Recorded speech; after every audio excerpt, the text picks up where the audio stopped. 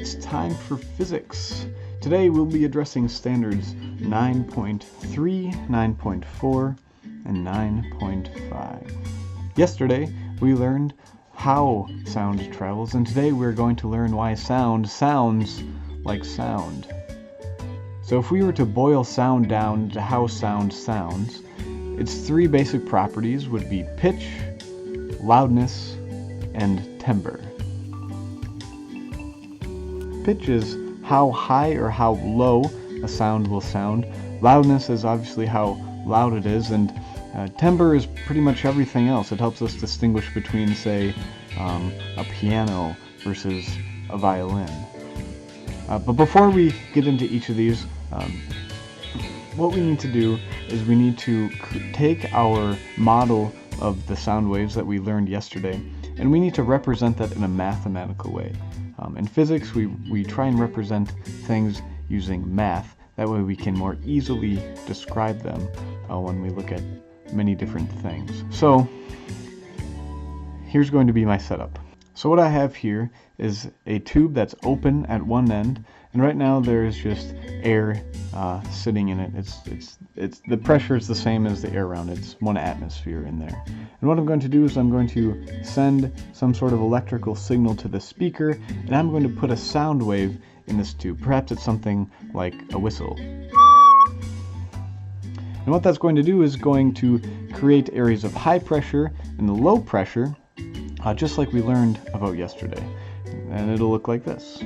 So again, we have areas of high pressure and we have areas of low pressure within our tube here. We also have a gauge here that's going to tell us the pressure as the wave moves by the gauge. And what we're going to do is we're going to make a graph of what that pressure is as a function of time. So as time passes, how does that pressure fluctuate? So if we think about what's going to happen, before we send any sort of sound through here, there's just going to be, the pressure is just going to start at, let's just call it at the 0 mark here, at 1 atmosphere, let's say. And as a high pressure area moves by, the graph will look like this. And then as that high pressure area comes and then leaves, the pressure is going to drop to a lower value. And then another high pressure area will come and increase the pressure, and another low area and low pressure area will come. And what we get is this nice sine curve that we can describe using math. And of course, here we have a wavelength, because that's a physical distance, but because this is a time graph, we have this distance here from peak to peak of our time graph. That's going to be the period between the two. Okay. So what we did is we took our physical model of waves, but number one, we don't want to draw this every single time we want to talk about a sound wave. And number two, by putting it into a mathematical model, we can more easily talk about it. And we'll be using these graphs when we talk about pitch, loudness, and timbre as well. So let's talk about pitch. So basically, pitch is how often your eardrum is going to move back and forth. Here's your eardrum. It's going to want to move back and forth, and the more oscillations, the more frequently it moves back and forth, the higher pitch you are going to hear. So for pitch in general, the higher frequency is related to a higher pitch. A higher frequency is going to be related to a higher pitch. Okay, and of course, a lower frequency will be related to a lower pitch. So a high frequency may be somewhere around, let's say, 1,000 hertz, whereas a low frequency would be around something like 10 hertz, maybe, and that's actually below human here. Let's just call it 70 hertz. And let's look at what the pressure versus time graph looks like for for a sound with a very high frequency and a sound with a very low frequency. So again, we have a pressure versus time graph. This is going to be our high frequency graph, and this is going to be our low frequency graph. Okay? So our high frequency graph, in, let's just say this is 1 second right here. A high frequency, remember, is going to have many cycles per second. Okay, the graph is very crunched together. A very low frequency graph, let's just keep it consistent, this is also 1 second. It's going to have maybe a half a cycle, or maybe a quarter of a cycle per second. Okay, it's very stretched out, Okay. And the range of human hearing happens to be 20 hertz to 20,000 hertz. 20 hertz to 20,000 hertz. Although when you get older, you tend to lose some hertz off the top end here as your hearing declines. And of course, there are frequencies that exist beyond this range, and those are called ultrasonic. And examples of ultrasonic would be things like sonar, like on depth finders and fishing, or bats use sonar, and also ultrasound machines, used to see inside the body. It's using sound to see. On the other end of the spectrum, we have what are called infrasonic. Infrasonic frequencies are really cool. Things like northern lights, they give off an infrasonic frequency, a frequency below what we can hear. Elephants are another example. Elephants and whales, they use infrasonic frequencies to communicate with each other across the land or ocean. And another interesting thing, around 18 hertz is the resonant frequency of your eyeball. And if you're in a room where there's a machine running and it has a frequency of 18 hertz, it may resonate with your eyeball and you may see a ghost. And one more thing for all you music people out there, the A note above middle C, or the standard A note that musicians use to tune their instrument to, has a frequency of 440 hertz. Now let's talk about loudness, or really how loud something is. And loudness is a little more complicated because it depends on a few different things. But first we need to make a translation here. Loudness, when we're talking about loudness in physics, we're actually talking about intensity. And intensity depends on two things. Intensity depends on the amplitude of our sound wave, but also how far away we are from the source. Okay, and we'll talk about both of these right now. So amplitude, let's start with amplitude. So going back to our picture before of our sound tube here, a sound wave with a very large amplitude would mean that these particles are very compressed together, very tightly. That pressure gauge is maxing out, and in the other areas there are just a few. There's a very low pressure. So if we were to draw our pressure versus time graph for something with a very large amplitude, well, you might be able to guess what it looks like.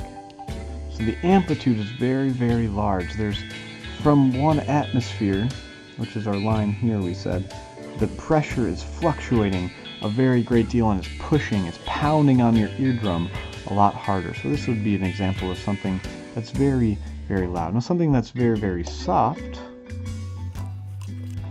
it could have the same pitch as something that's very loud, but the amplitude is going to be shrunk down less.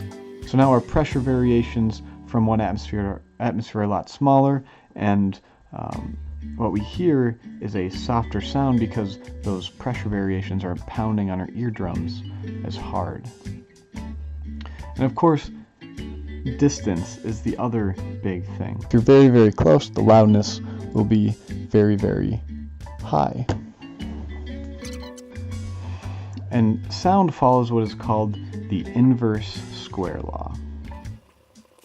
And that means that if there's a point source of sound, let's just say it's like a speaker or something playing a pure tone, someone whistling perhaps. So what the inverse square law says is that, let's say there's some point source of sound. It's giving off sound. And actually this point source of sound would be giving off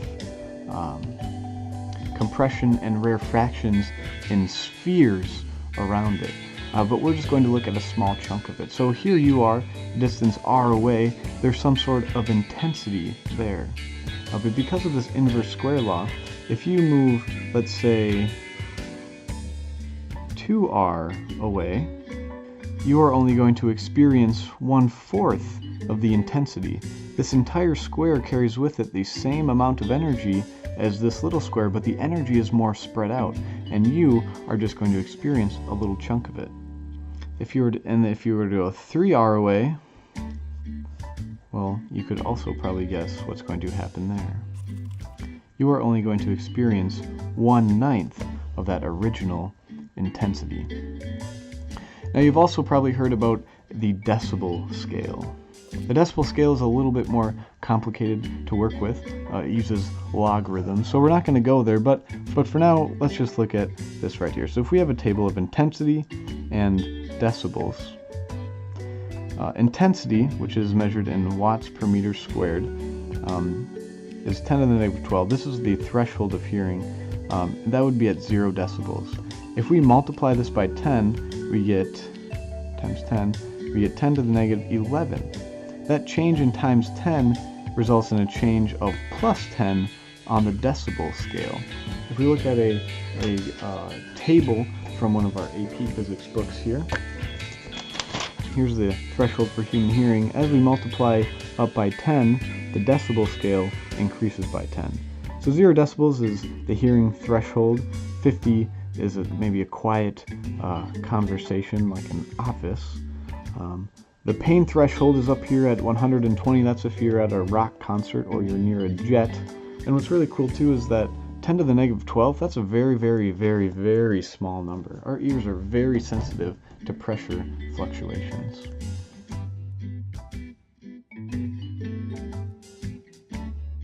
And finally, let's talk about timbre.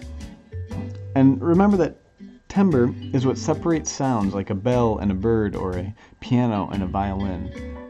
Perhaps they sing at the same frequency and loudness, but we as humans can still distinguish them differently. That's because our ears are really, really good at picking up differences in sounds. And we're going to look at what those differences in sounds are. Timbre involves 3 different things: harmonic content, attack and delay, and tremolo and vibrato. We're not going to look at these other 2 right now. We are only going to look at the harmonic content. If you're curious about these other 2, by all means, come and find me during class, and we can have a nice little chat about them. So again, we're going to look at just harmonic content. Harmonic content. So if we take our nice pressure versus time wave from before, this general shape here represents a very, very pure tone. Let's just say this would be an example of someone striking a tuning fork or perhaps whistling. And let's just say that we're playing the A note at 440 hertz. And let's just say we're playing it at 10 decibels. Let's just say we're playing it at 10 decibels, okay?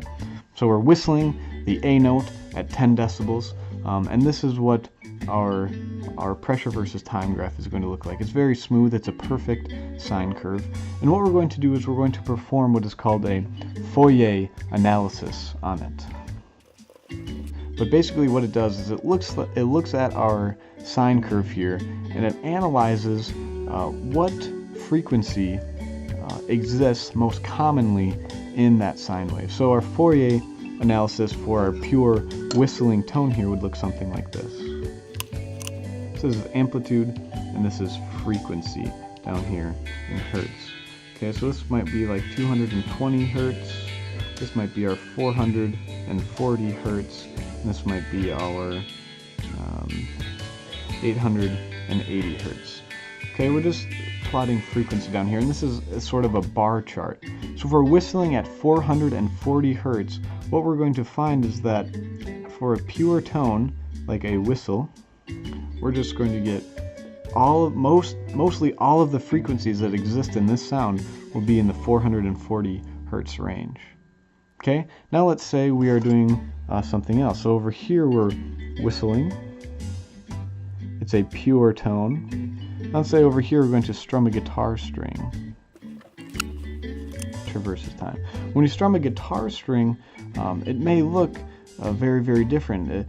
Strumming a guitar string or pulling on a violin string, it's going to be a lot more coarse. There may be more character to our sine wave than we know. It may resemble a sine wave somewhat, but our Fourier analysis, after our Fourier analysis, it will take on a completely different characteristic. We may be playing the same note at 440 hertz, but there may be other harmonics present in here that are contributing to the sound as well. So here's a waveform of a piano playing concert A. You can tell it resembles a sine curve, but it's kind of flattened out at the top and the bottom here. When we perform the Fourier analysis on it, we see that it is indeed playing the A note. That's the most dominant frequency in there, but it's peppered a little bit with some other harmonic frequencies as well. Now look at this violin curve. It still is a repeating motion, somewhat of a sine wave, but it's very up and down. It's kind of all over the place. It's playing a concert A, but if we look at the Fourier analysis, we can see that there are many, many different frequencies competing with that fundamental 440 frequency there. And these pressure versus time and Fourier analysis graphs are what really help us to distinguish something like a piano versus a violin, or a bell and a bird. So just to review, pitch is frequency, loudness is kind of complicated because it depends on the amplitude and the distance, and timbre is everything else that sound can do. So next time that you're sitting in band playing your instrument, think about what your pressure versus time graph might look like, and think about what your amplitude versus frequency, your Fourier analysis graph might look like too.